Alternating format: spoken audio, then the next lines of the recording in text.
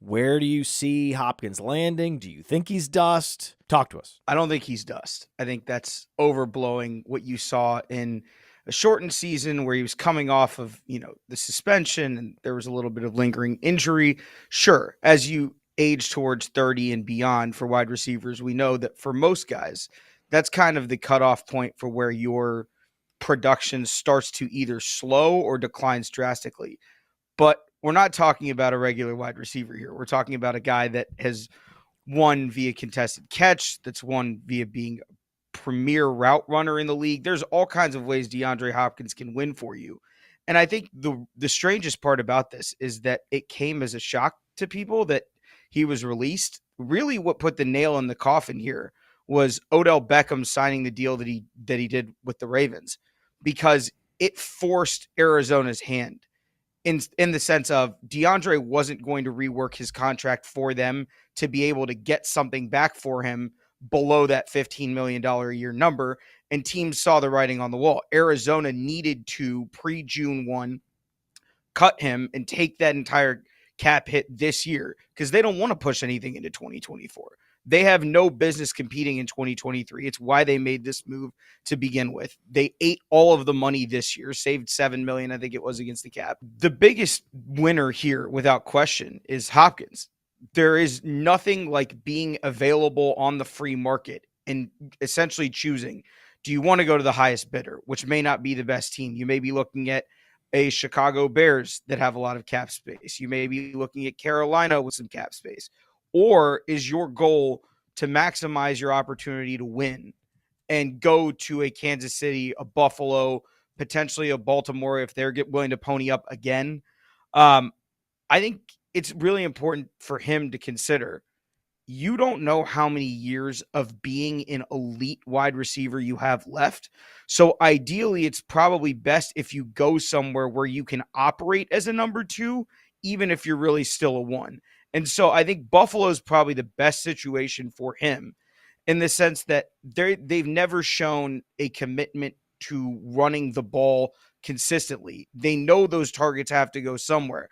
That's probably the best match of quarterback, offensive coordinator, head coach alignment in terms of, hey, these targets have to go to somebody. Let's get them to DeAndre Hopkins. Whereas if you're the Chiefs, you'd love to have them. But again, we saw them win last year without that true number one at wide receiver. And so it's not as much of a necessity for them as he is for Buffalo. I think he really moves the needle for the Bills in terms of what they can do this year and next year. So I think that's the number one team if you're looking for someone to come in and scoop him up at a reasonable number for, maybe 15, 16 million a year, probably a rather incentive-laden deal to finally give Diggs that number two option that we so desperately wanted Beasley and Gabriel Davis and several others who have been in there to be. You know what you're going to get out of him. And I think that has a lot more value to Buffalo than drafting someone, in the second, third round again. He's made $100 million in his career. It's a lot of money. What is he thinking taking any phone calls from any teams that aren't massive, surefire contenders for a championship? I don't understand that. I never will. He doesn't need the money. He does need a ring. Go to Kansas City and have fun. Life doesn't have to be hard. The other team that I think is not getting discussed a lot here is the Chargers. If you really look at how these AFC teams are trying to build themselves, Baltimore is built to grind people into paste, right? It's very much the Eagles model. They just don't have the wide receivers to give Lamar what Jalen Hurts has gotten. But functionally, the identity is the same. We're going to wear you down over time with our run game and eventually hope to hit something over the top. The difference between that and what Cincinnati's doing, which is basically, hey, we're going to throw the ball whether you want us to throw it or not, because you don't have three better corners than our three receivers. I think if the Chargers decide to tap into more of the Bengals side of things, and I think they will under Kellen Moore, I think what you'll see is the addition of a Hopkins that gives them the flexibility if there were to be another injury to a Keenan Allen. You have DeAndre Hopkins as that number three option. I think that's another one that you could see that's really interesting, but really every AFC contender not named Cincinnati should be calling. And I think they, for the most part, I think they have. And what about NFC contenders? Like talked about the Eagles. You know who the number 3 receiver is? Quez Watkins, right? And injuries happen every year. The probability is very high that one of your 2 starting receivers is going to miss 3 to 4 games. That's just every year, every team ending the year with 2 receivers that played 17 games. It's a very rare thing. So you should be bolstering your receiving core. If you're the Chargers, I love that idea. He's a massive upgrade over Quentin Johnston and or Josh Palmer. And we know that Mike Williams and Keenan Allen are now well past the age apex. And that, I think Mike Williams may have missed more games due to injury in his career than Keenan Allen. It's certainly close, and he is a 1-for-1 analog for Mike Williams. He's a little bit older, and he's better, so it's a wash, right?